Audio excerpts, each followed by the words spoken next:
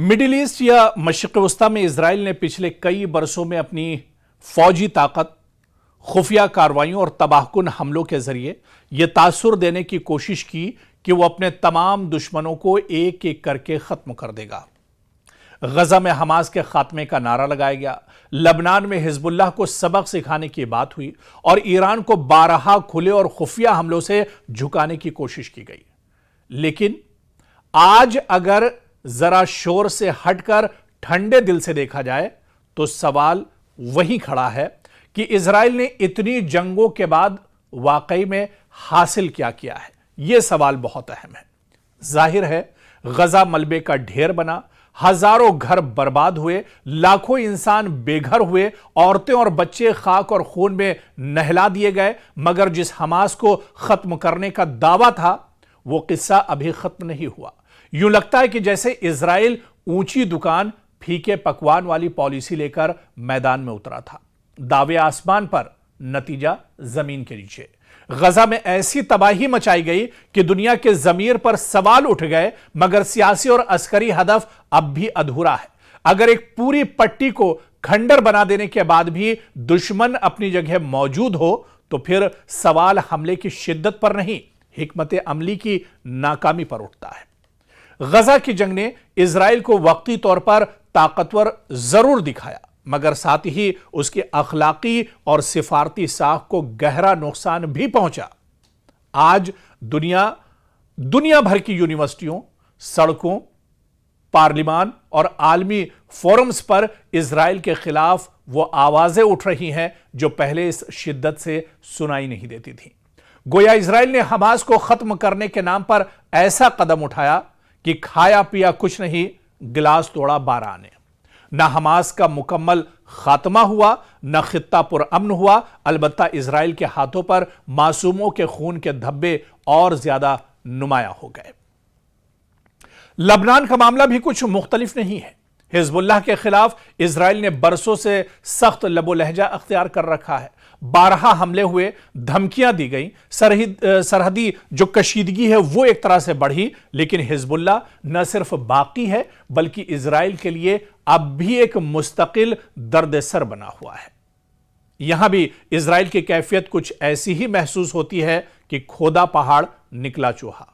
इतनी धमक, इतना बारूद, इतनी सफबंदी, मगर नतीजा यह है कि हिजबुल्लाह आज भी इजराइल के हिसाब व किताब को बिगाड़ने की सलाहियत रखता है। यानी इजराइल ने जंगी शोर तो बहुत मचाया, मगर मुखालिफ कुव्वत को फैसलाकुन तौर पर खत्म करने में कामयाबी उसे नहीं मिली। फिर ईरान का महाज है। इजराइल की हिकमत अमली में ईरान एक मरकजी दुश्मन के तौर पर हमेशा मौजूद रहा है। कभी साइंसदानों के कत्ल, कभी तंसीबात पर हमले, कभी प्रॉक्सी महाजों और कभी बराह रास्त धमकियों के जरिए ईरान को कमजोर करने की कोशिश की गई।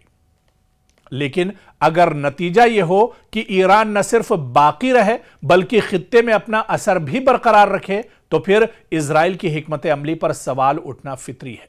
ईरान को सफ़ाए हस्ती से मिटाने या उसके असर को खत्म करने की ख्वाहिश अपनी जगह, मगर हकीकत यह है कि मशरिक़ वस्ता के सियासी नक्शे पर ईरान आज भी एक अहम मौसर और मज़ाहिम किरदार के तौर पर एक तरह से मौजूद है। इजराइल की कैफियत यहां भी कुछ मुंह में राम और बगल में छुरी जैसा किरदार यहां पर दिखाई देता है।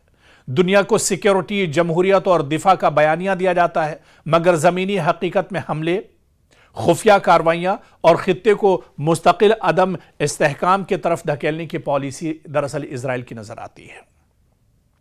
सवाल यह है कि क्या इजराइल की जंगी जो हिकमत अमली है इसे ज्यादा महफूज बनाया या ज्यादा तनहा रह गया? अगर गजा में तबाही के बावजूद हमास बाकी है, लबनान में हिजबुल्लाह अब भी मौजूद है और ईरान को भी फैसलाकुन तौर पर न रोका जा सका, तो फिर इजराइल की सारी अस्करी बर्तरी आखिर किस काम की?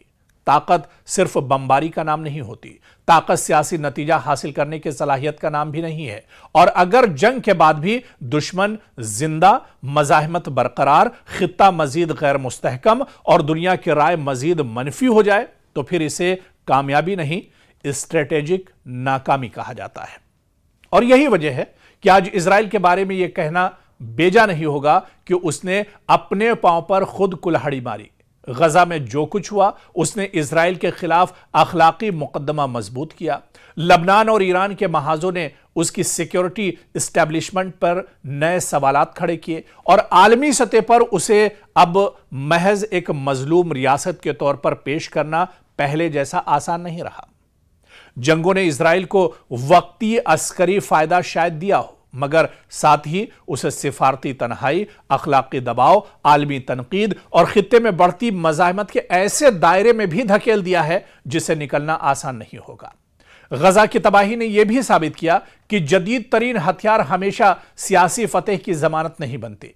एक तरफ इजराइल के पास दुनिया की ताकतवर तरीन फौजी मशीनरी है, दूसरी तरफ उसके सामने ऐसी मज़ाहमती कुव्वतें हैं जिन्हें सिर्फ फजाई हमलों और जमीनी कार्रवाइयों से खत्म नहीं किया जा सका। यही वजह है कि आज इजराइल की पूरी पॉलिसी पर यह तंजिया सवाल उठता है कि जंग जीत कर भी क्या हार गए, क्योंकि अगर आपके हमलों के बाद भी आपका दुश्मन मौजूद हो, आपकी साख गिर जाए, आपके खिलाफ आलमी नफरत बढ़ जाए और खित्ते में आग मजीद फैल जाए, तो फिर फतेह के दावे खोखले महसूस होने लगते हैं। मशरिक़ वस्ता के मौजूदा मंजरनामे में इजराइल की सबसे बड़ी मुश्किल शायद यही है कि वो ताकत के इस्तेमाल को हल समझता है, जबकि ताकत ने खुद उसके लिए नए बहरान पैदा कर दिए हैं।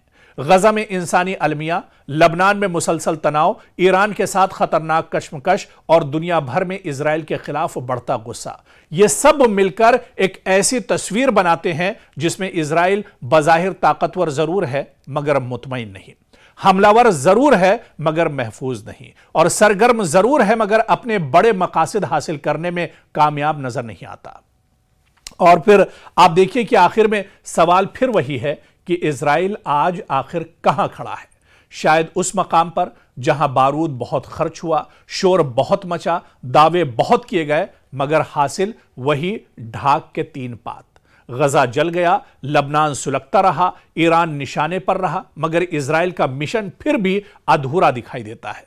फर्क सिर्फ इतना है कि अब दुनिया पहले से ज्यादा वाज़े अंदाज में देख रही है कि इस अधूरे मिशन की कीमत मासूम बच्चों, औरतों, बेघर खानदानों और तबाहाल बस्तियों ने अदा की है।